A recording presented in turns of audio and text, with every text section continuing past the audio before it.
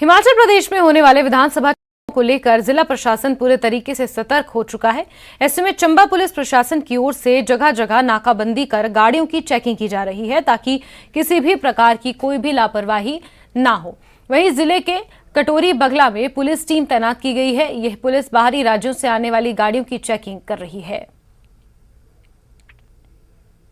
हमारी पूरी तैयारी है, लेकिन कुछ मौसम की परिस्थितियों को देखते हुए हमने और थोड़े कदम उठाए हैं, जैसे कि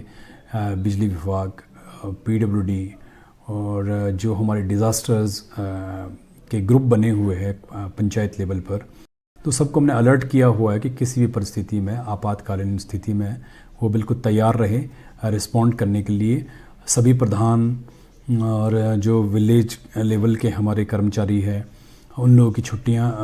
कर्मचारियों की छुट्टियां रद्द कर दी गई और प्रधानों से विशेषकर आह्वान किया गया है, सरकार के द्वारा भी किया गया है। जहां तक हमारे सिक्योरिटी और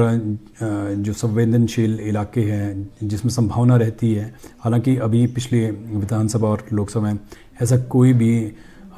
इंसिडेंस हमारे सामने नहीं आया हुआ है, लेकिन प्रिकॉशनरी तौर पर